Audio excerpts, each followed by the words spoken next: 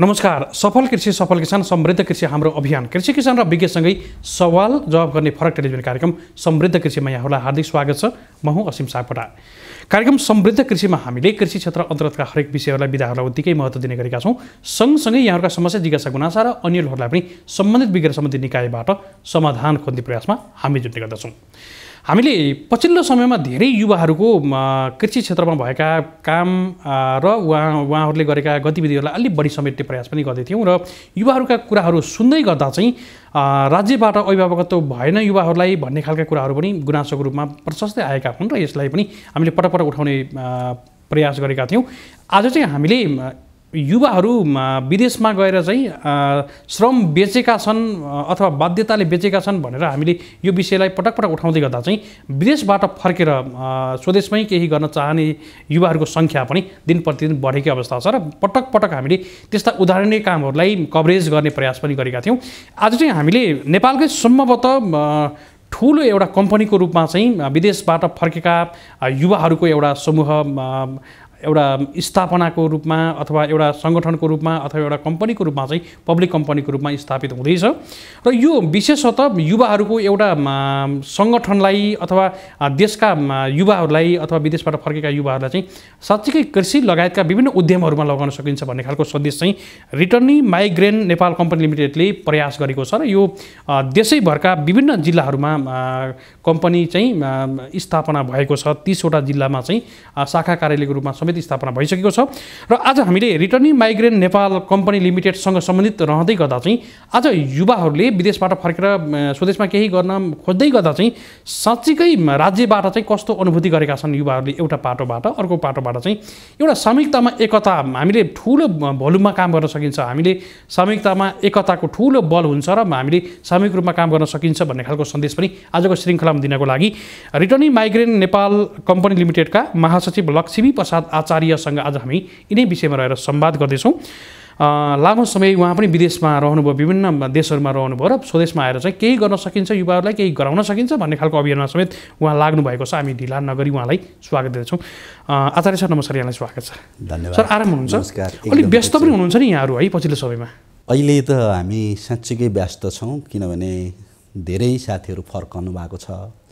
पहिले वैदेशिक रोजगार बोर्डको तथ्याङ्क हेर्दा झन्डै 54 लाख युवाहरू बाहिर थिए, तर अहिले यो भर्खरै भएको राष्ट्रिय जनगणनाको तथ्याङ्क हेर्दाखेरि चाहिँ पाउने 22 लाख युवाहरू मात्रै विदेशमा भएको भन्ने सूचाङ्क छ। यसले के देखाउँछ भने ठुलो मात्रामा युवाहरू यो लकडाउनको पिरियडमा स्वदेश फर्किसकेका छन् र ती युवाहरूलाई समेटेर तिनीहरूलाई सङ्गठित गरेर साँच्चीकै देशमा समृद्धि निर्माण गर्न रिटर्निजहरूको ठुलो हात हुनेछ भन्ने उद्देश्यका साथ हामी अहिले त्यो अभियानमा लागेका छौँ।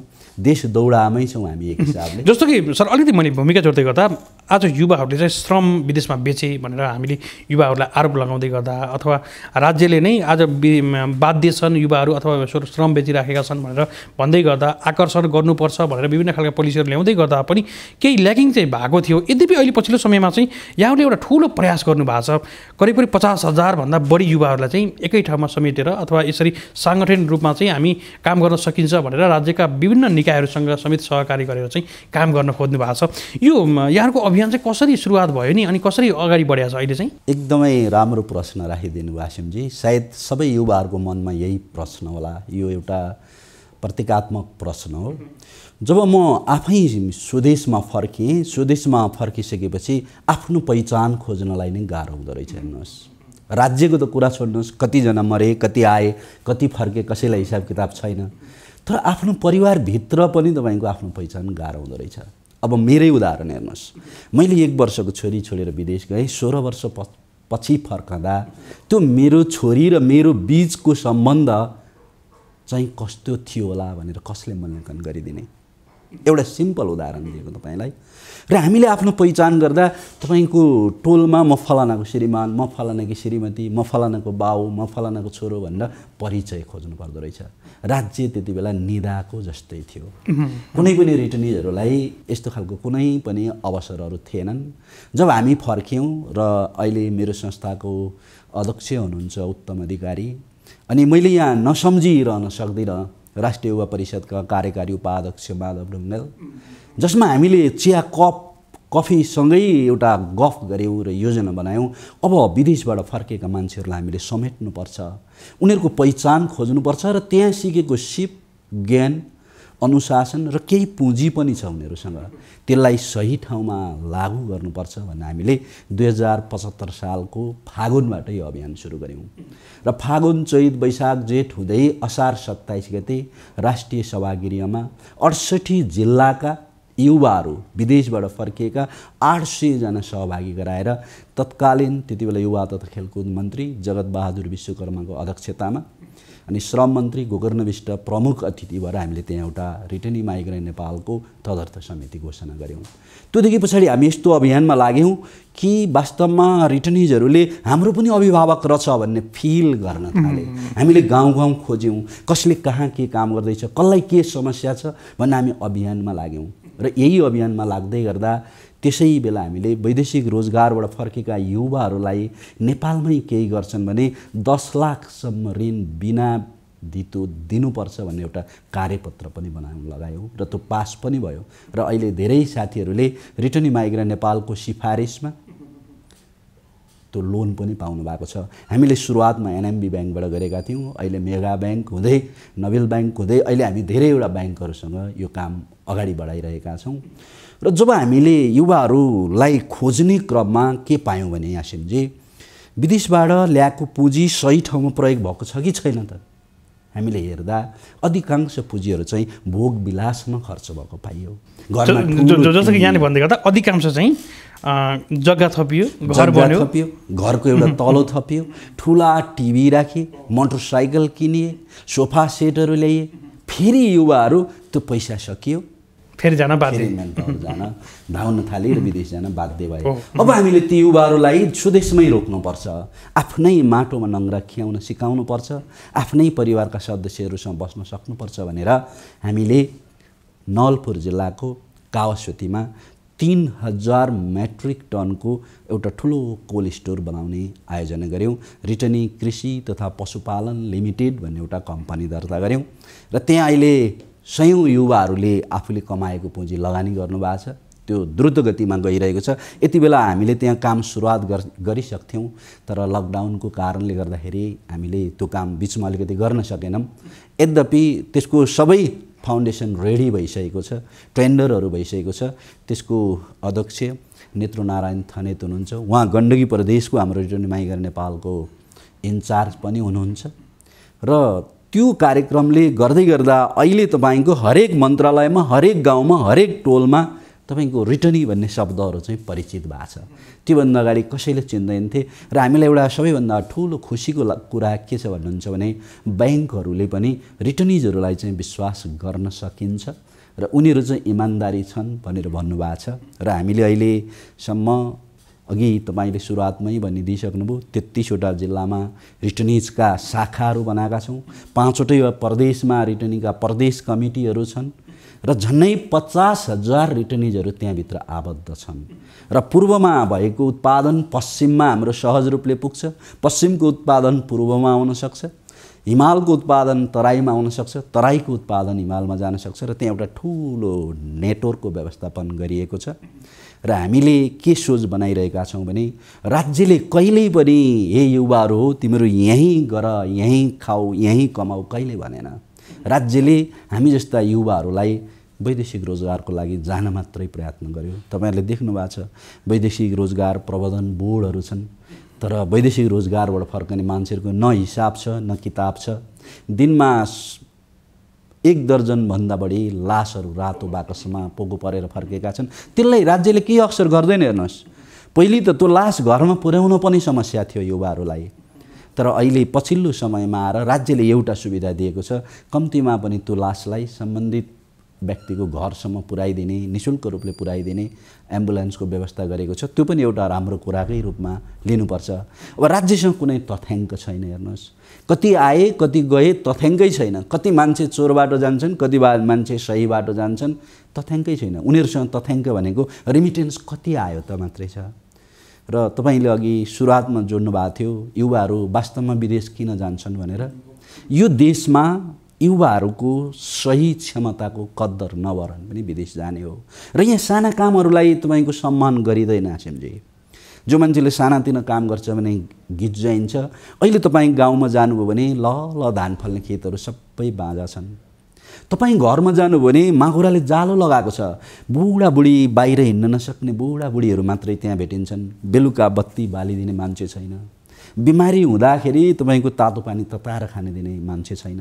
त्यो भाव देख्दाखेरि, त्यो विहल अवस्था देख्दा तपाईँको हामीलाई भक्का नछुट्छ। त्यही भएर हामीले एउटा कस्तो अभियान सुरु गरेका छौँ भन्नुहुन्छ भने जहाँ जति युवाहरू सकिन्छ उनीहरूलाई हामी सङ्गठित गर्दै लान्छौँ। र अहिले हामीले राजनैतिक दलसँग पनि आबद्ध गराउन सुरुवात गरेका छौँ। जो युवाहरूले त्यहाँ गएर पनि विभिन्न राजनैतिक दलहरूको काम गरे, स्वदेशमा फर्केपछि उनीहरूलाई कसैले चिन्दैनन् र हामीले ती युवाहरूलाई त्यो राजनैतिक दलले जिम्मा लिनुपर्छ भनेर हामीले त्यो अभियान पनि सुरुवात गरिसकेका छौँ। र त्यो अभियानमा हामी सफल पनि भइसक्यौँ। र ती युवाहरूलाई उनीहरूले ल्याएको थोरै पुँजीलाई मात्रै राज्यले अलिकति सही तरिकाले सहयोग गरिदिने हो, प्रोत्साहन गरिदिने हो, बजारको व्यवस्था गरिदिने हो भने तपाईँको अब युवाहरू त्यति धेरै विदेश जानुपर्ने अवस्था म देख्दिनँ। र हामी निराश छैनौँ। म स्वदेश फर्केको 4 वर्ष भयो र मैले 4 वर्षमा धेरै यस्ता युवाहरू भेटेँ जसले 12 घन्टा 16 घन्टा काम गरेर कमाएको भन्दा मैले मेरो कृषिमा, मेरो फर्ममा 2टा टनेलबाट बढी पैसा कमाइरहेको छु भन्ने सुन्दा साँच्चीकै गर्व लाग्छ। यदि ती सबै युवाहरूलाई हाम्रा जति बाँझा कुँजा रहेका जग्गा जमिनहरू छन्, यदि स्थानीय सरकारले एउटा राम्रो नीति बनाइदिएर जसले यति उत्पादन गर्छ त्यसको इन्सुरेन्सको व्यवस्था गरिदिएर त्यो सामान हामी हाम्रै पालिकामा, हाम्रै नगरभित्र खरिद गरिदिन्छौँ मात्र भन्ने हो भने तपाईँको अहिलेको यो चाहिँ जुन वैदेशिक व्यापार घाटा छ त्यो इमिडिएटली बन्द हुन्छ। हामी भारतबाट ल्याएको कुहिएको गोलभेडा खोटाङ पुर्याउँछौँ क्यारेटमा। तर खोटाङमा यति धेरै जग्गा जमिनहरू बाँझो छ। तपाईँहरूले देख्नु भएको छ चितवनमा बन्दाहरू तपाईँको गाडीले पेलिन्छ, किन्ने मान्छे छैन, बजार छैन। अनि युवाहरू नैराश्यता भएका छन्। र ती सबै समस्यालाई समाधान गर्नलाई हामीले 3000 मेट्रिक टनको कोल्ड स्टोर स्थापना गरेका छौँ जहाँ हामी देशैभरिका सामानहरू खरिद गरिदिन्छौँ, राख्न सक्छौँ। अहिले सुरुवात भइसकेको छ कोल्ड स्टोर चाहिँ। कोल्ड स्टोर अब आधी जति निर्माण भइसकेको छ। र अझै अर्को पनि छ खुसीको कुरा। अहिले तपाईँको हामीले प्रधानमन्त्री कृषि आधुनिकीकरणबाट अहिले 7वटै प्रदेशमा एक-एकवटा सानो सानो माठहरू राख्ने कार्यक्रम सुरु गरिसकेका छौँ। र यो हामीले प्रदेश नम्बर 4 को नवलपुरमा हामीले सुरुवात पनि गरिसक्यौँ, जहाँ एउटा सानो सपिङ सेन्टर हुन्छ र त्यहाँ एउटा 12x12 को कोल्ड च्याम्बर हुन्छ। नबिकेका सामानहरू हामीले भित्र स्टोर गर्न सक्छौँ। त्यहाँ थुप्रै क्यारेटहरू राख्न सकिन्छ। र यो हामीले 7वटा प्रदेशमा रिटर्निजहरूलाई आबद्ध गरेर यो काम सुरुवात गरिसकेका छौँ। यो सुरुवात हो। तर निकट भविष्यमा हामी कुनै पनि युवाहरूलाई अब विदेशै जानुपर्छ भन्ने परिस्थितिबाट मुक्त गराउँछौँ। जस्तो कि आचार्य सर यहाँले भन्दै गर्दा उत्पादन मात्रै व्यवसायीकरण होइन कृषिको, हामीले पटक भनेका छौँ। बिचमा बजारको कुरादेखि लिएर अन्य कुरा पनि आउँछ। यसलाई व्यवस्थापन गर्नको लागि नै यहाँहरूको उत्पादनदेखि उपभोक्तासम्म पुग्ने खालको प्रक्रियागत रूपमा कामहरू गर्नको लागि पनि युवाहरूलाई जोड्ने काम गर्नुभएको छ। विशेष गरी कोल्ड स्टोर भण्डारण गृहको काम गर्दै गर्दा अब चाहिँ यति ठुलो क्षमताको भण्डारण गृह हुँदै गर्दा चाहिँ अब उत्पादनले बजार सधैँभरि पाउँछ अथवा चाहिँ सही समयमा पाएन भने केही समय स्टोर गरेर राख्न मिल्यो र बजारमा पठाउन सकियो। यो हिसाबले राख्दै गर्दा अहिले व्यवस्थापन चाहिँ कसरी गर्दै हुनुहुन्छ, कसरी गर्ने सोच बनाउनु भएको छ? हाम्रो एउटा सञ्चालक समिति छ अहिले त्यहाँ। त्यही सञ्चालक समिति र हामीले केही कर्मचारीहरू राखेका छौँ। त्यो कर्मचारीहरूले अहिले त प्रडक्सनमा सुरु भइसकेको छैन। हामी निर्माणकै फेजमा छौँ। जब निर्माण भइसकेपछि हामी विदेशमा हामीले यस्ता थुप्रै कोल्ड स्टोरमा काम गरेका छौँ। हामीसँग थुप्रै इन्जिनियरहरू हुनुहुन्छ, प्राविधिक साथीहरू हुनुहुन्छ। त्यहाँ जसरी काम गरिन्थ्यो कोडिङ सिस्टमले र कम्प्युटराइजले, तपाईँले कम्प्युटर क्लिक गर्दा कुन च्याम्बरमा कति बोरा आलु छ भनेर टक्रक्क थाहा पाउनुहुन्छ। र त्यो आलु कसले राखेको, कृषकले राखेको। अनि नेपालभरि हामीले यस्तो एउटा तपाईँको डिजिटलाइज चेन तयार गर्नेछौँ। कुन ठाउँमा आलु कम छ र आलु कहाँ पठाउनुपर्छ भन्ने कुरा तपाईँले एक क्लिकमा थाहा पाउनुहुन्छ। हामी त्यो अभ्यासमा छौँ र यसलाई हामी नेपालकै सबैभन्दा नमुनाको रूपमा प्रस्तुत गर्ने, जसले गर्दा कस्ट कन्ट्रोल हुन्छ, स्टाफ्सहरू कम राख्न सकिन्छ। र हाम्रो सबैभन्दा ठुलो कुरा भनेको हामीले यो जुन कालोबजारी नै भनौँ न, एकजना साथीले हिजो मलाई भन्दै हुनुहुन्थ्यो भक्तपुरबाट उहाँसँगबाट 40 रुपियाँ किलो तरकारी किन्दो रहेछन्। अनि त्यो 40 रुपियाँ किलो किनेको तरकारी चाहिँ तपाईँको कालीमाटीमा चाहिँ अफ सिजनमा 120 रुपियाँमा बिक्री हुँदो रहेछ। मैले उहाँलाई सोधेँ तपाईँले कसरी थाहा पाउनुभयो भन्दा त्यहाँ राति 1 बजेबाट बजार सुरुवात हुँदो रहेछ र मैले 1 महिना जति त्यहाँ गएर अध्ययन गरेँ र त्यो अध्ययन गर्दा त्यहाँ त्यसरी जाँदो रहेछ। त्योदेखि पछाडि मैले त्यो सामानलाई सिधै कृषकहरूबाट आफूले कलेक्सन गर्ने र आफूले कलेक्सन गरेर त्यहाँ लगेर स्टल बनाएर अथवा बाहिर स्टल बनाएर कृषक उपभोक्ताहरूलाई पनि कम मूल्यमा उपलब्ध गराउन सक्ने र कृषकहरूलाई पनि बढी मार्जिन दिन सक्ने। र मैले यस्तो सोच बनाएर लागेको छु भन्नुभएको थियो। हिजो मात्रै मैले एकजना कृषकसँग कुराकानी गरेको थिएँ। यसरी के हुन्छ भने बिचमा थर्ड पर्सनले तपाईँको कृषक पनि मारिदिन्छ र यतापट्टि उपभोक्ता पनि मारिदिन्छ। अब उपभोक्ताको बाध्यता छ। अनि फेरि उपभोक्ताको एउटा समस्या के छ भन्नुहुन्छ भने हामी कहाँबाट आयो कस्तो भन्ने कुरा हामी पत्ता लगाउन सक्दैनौँ। मैले नवलपुरमा एउटा कृषिमा घुम्दै गर्दा त्यहाँको एकजना कृषि विज्ञले मलाई के भन्नुभएको थियो भने वास्तवमा हामीले जुन बोडी लामो लामो तनी बोडीहरू राम्रो मानेर खान्छौँ, तर त्यसमा यति धेरै विषादी हुन्छ त्यो विषमै डुबाएन भने त्यो 2 दिन पनि रहँदैन, किराले खाइहाल्छ अरे। हामी त्यस्तो खालको सक्लो खोज्छौँ। कुनै किराले खाएको अलिकति यताउता छ भने त्यहाँ विषादी छैन, हामी त्यस्तो खोज्दैनौँ। उपभोक्ता पनि सचेत हुन एकदमै जरुरी छ। यो कहाँबाट ल्याउनु भएको, कुन देशको हो भन्ने कुरा पत्ता लगाउन सक्नु पर्यो। भारतबाट आएको अथवा त्यो नेपालकै उत्पादन हो। यदि हामी उपभोक्ताहरूले नेपालकै उत्पादन खाइदिने हो भने वास्तवमा बजारको कुनै समस्या छैन। हेर्नुहोस् अहिले बजारको समस्या यसरी छ हासिम सर। लामो समय यो गत वर्षको लकडाउनमा हामीले काठमाडौँ महानगरपालिकासँग मिलेर चाहिँ यो कालीमाटी, बल्खु यी बजारहरूलाई व्यवस्थापन गर्नलाई सहरका ठुला ठुला चोकमा 10वटा भन्दा बढी चाहिँ तरकारी बजारहरू व्यवस्थापन गऱ्यौँ र चितवन, धादिङदेखि कृषकहरूका सोझै तरकारी सामानहरू त्यहाँ लिएर आयौँ हामीले।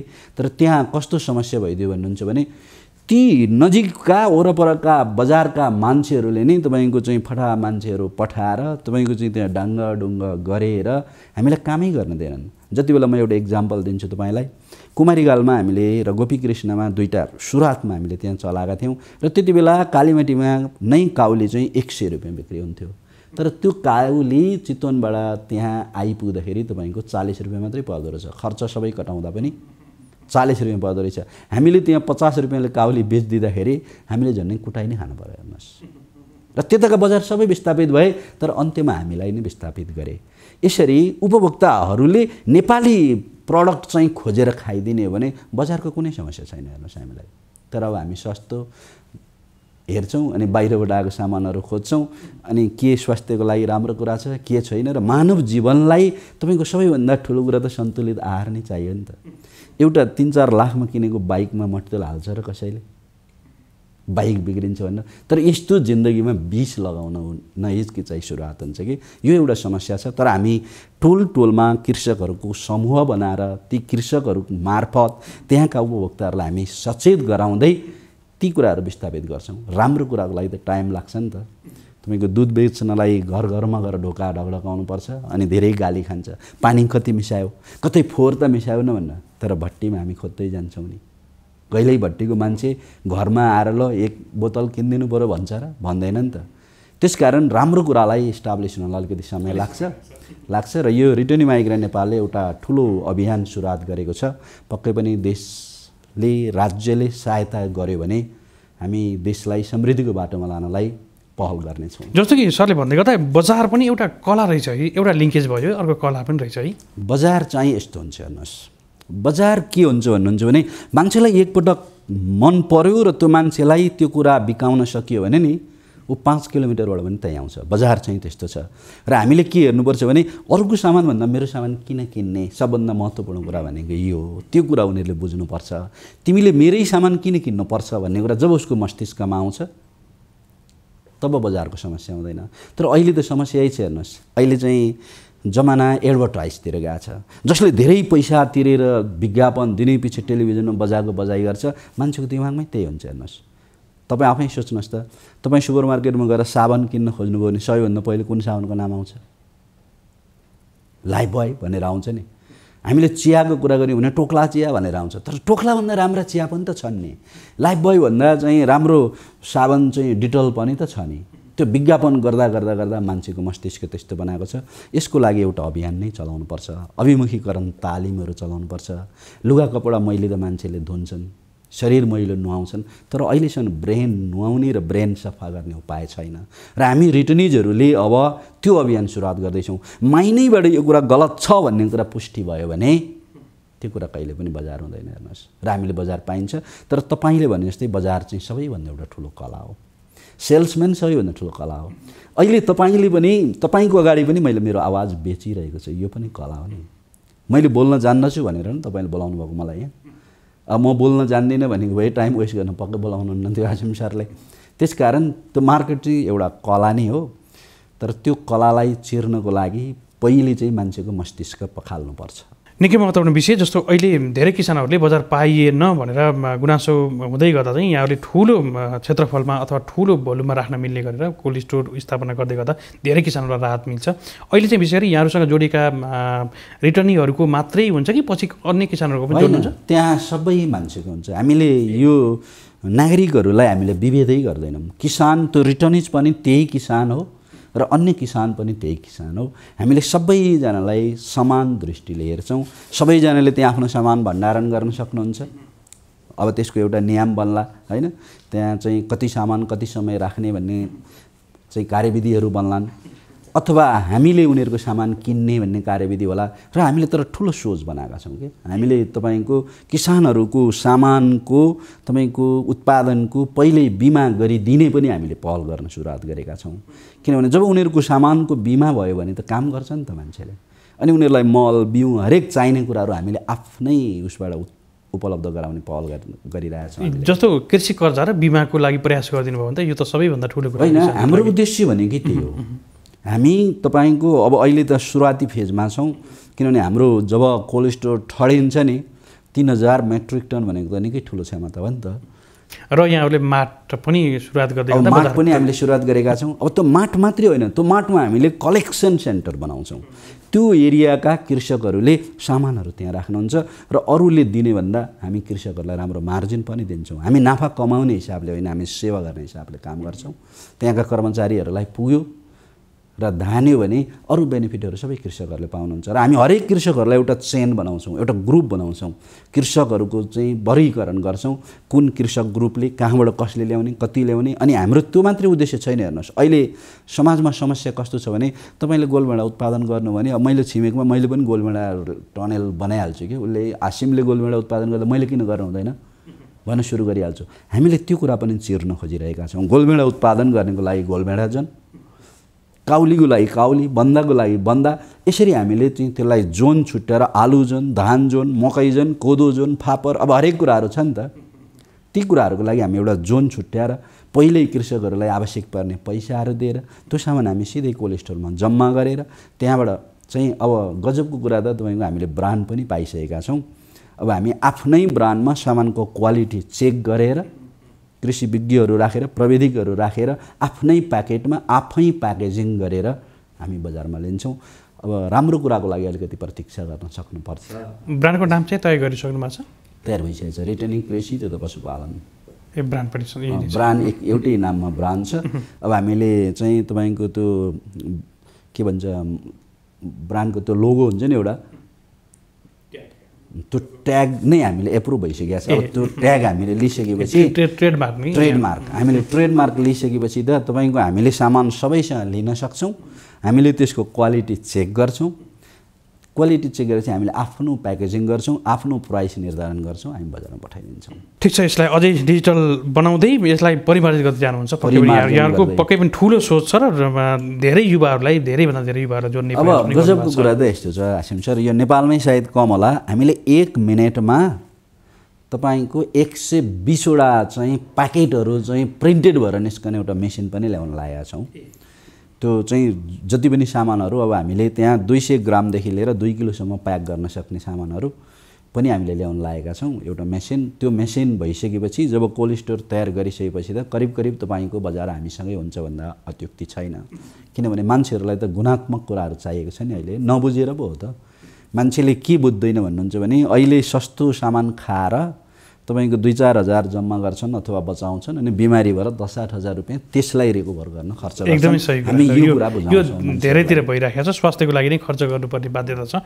हामी अन्तिम खण्डमा आइसकेका छौँ। अब यहाँहरूको यो अभियानमा जोडिँदै गर्दा युवाहरूको कस्तो छ नि, अहिले उहाँहरूको रेस्पोन्स कस्तो पाउनु भएको छ? अहिले चाहिँ हामीले साँच्चैकै राम्रो रेस्पोन्स पाएका छौँ र धेरै युवाहरूले के भन्नुहुन्छ भने नेपालमा एउटा बडा दुःखको कुरा छ कि यो जोडिएन भने अत्युक्ति होला। अहिले गाउँघरमा युवाहरू विदेश गएन भने त्यसलाई के भएको छ र गएन भनेर चाहिँ शङ्का गरिन्छ। हेर्नुहोस्, पढी लेखेको मान्छेले गाउँमा गएर खेती गर्न थाल्यो भने अरू बालबच्चाहरू बिग्रिन्छन्, तँलाई चाहिँ यही खेती गराउनु थियो भने किन पढेको भनेर आफ्नै बुवाआमाले भन्नुहुन्छ। वास्तवमा यो कुरा नबुझेर होइन, उहाँहरूले त्यसको मतलब नबुझेर र कतिपय युवाहरू बाध्यताले विदेश जान बाध्य छन्। तर स्वदेशमा जस्तो हुँदैन नि त। विदेशमा त तपाईँको 50 डिग्रीको तातो घाममा प्लास्टिकमा खाना पोको पारेर खानुपर्छ। 104 डिग्री ज्वरो आउँदा तपाईँलाई ठुलो सुई हानेर तपाईँको काममा पठाइदिन्छ। पानी खान नसकेको बेला आमा भनेर छटपटाएका धेरै युवाहरू हामीले देखेका छौँ। यो कुरा पहिले युवाहरूले बुझेको हुँदैन। जब उनीहरू वहाँ जान्छन् अनि त्यो कुरा बुझ्छन् र उनीहरूले त्यति बेला सोध्छन् 2टा बाख्रा पाल्यो भने अथवा 2टा गाई पालेर दुध मात्रै बेच्यो भने पनि म यति पैसा कमाउँछु भनेर आउँछन्। र धेरैजसो युवाहरू जो बाध्यताले गएका छन् उनीहरू फेरि फर्काउँदैनन्। धेरै युवाहरू अहिलेको परिस्थिति पनि त्यही देखिएको छ। धेरै युवाहरू अहिले स्वदेशमै हुनुहुन्छ। धेरैजसो कृषिमा लाग्नु भएको छ, तरकारीमा लाग्नु भएको छ, पशुपालनमा लाग्नु भएको छ, उल्लेखनीय आम्दानी पनि गर्नु भएको छ।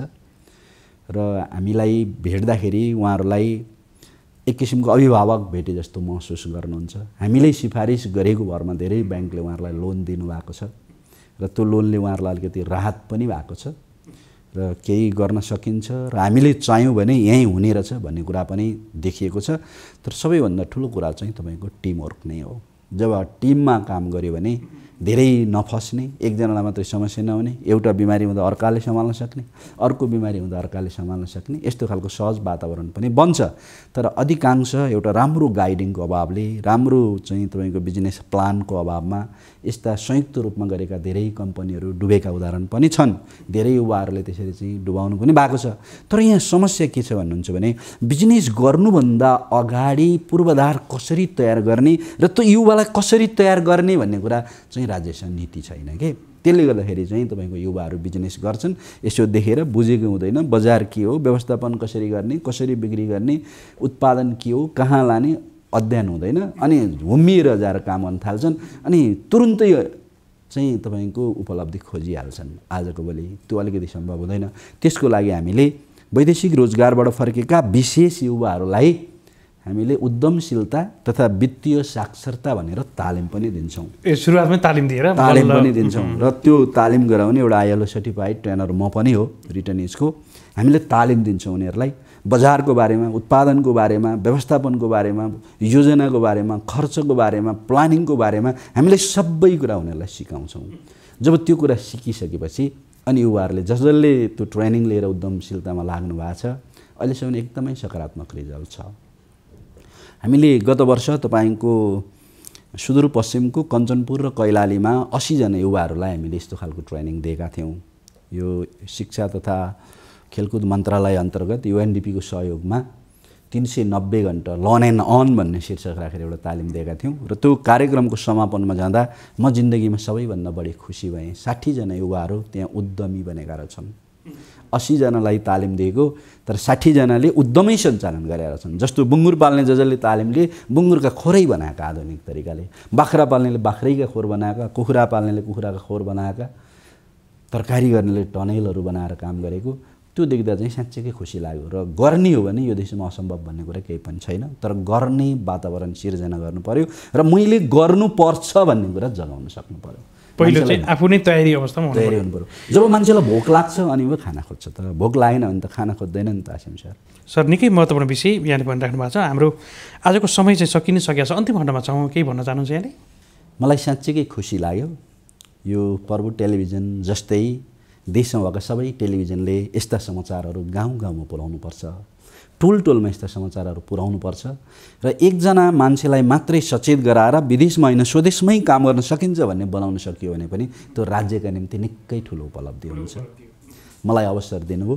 यहाँहरूको सबै टिमलाई हार्दिक धन्यवाद हुन्छ सर हामीलाई समय दिनुभयो हामी कृतज्ञ छौँ र यहाँप्रति कृतज्ञता पनि गर्दै बिदा गर्न चाहन्छौँ नमस्कार धन्यवाद हजुर हामीले आजका अतिथिलाई बिदा गरिसकेका छौँ आज हामीसँग हुनुहुन्थ्यो लक्ष्मी प्रसाद आचार्य रिटर्निङ माइग्रेन्ट नेपालका महासचिव समिति हुनुहुन्थ्यो आज हामीले विशेष गरी युवाहरूमा सामूहिकताको एकताको भावना चाहिँ विकास हुँदैछ है नेपालमा सम्भावना धेरै छन् र हामीले यसलाई खोज्नुपर्छ भन्ने खालको महत्त्वपूर्ण सन्दर्भ सँगसँगै विदेशबाट फर्केका युवाहरूले स्वदेशमै के चाहिँ गर्न चाहन्छन् कृषिमा के गर्न चाहन्छन् र कसरी काम गर्न चाहन्छन् भन्ने खालको महत्त्वपूर्ण सन्दर्भ र आज राज्यबाट राज्यका विभिन्न निकायहरूले चाहिँ युवालाई कसरी हेरेका छन् र युवालाई साँच्चै कसरी हेरिनु पर्थ्यो भन्ने खालको सन्दर्भ पनि जोड्ने प्रयास गऱ्यौँ आजको श्रृङ्खलाको समय सकिन सकेको छ यहाँहरूका समस्या जिज्ञासा गुनासा र अन्यहरू रह्यो भने पक्कै पनि हामीले सम्बन्धित विज्ञ र सम्बन्धित निकायमा पुर्याउने र समाधान खोज्ने प्रयासमा हामी पक्कै पनि जुट्नेछौँ भन्दै आजको श्रृङ्खलाबाट असीम सापकोटा यहाँहरूको माझबाट बिदा हुने अनुमति माग्छु तपाईँ भने हेर्दै गर्नुहोला प्रभु टिभी एचडी नमस्कार।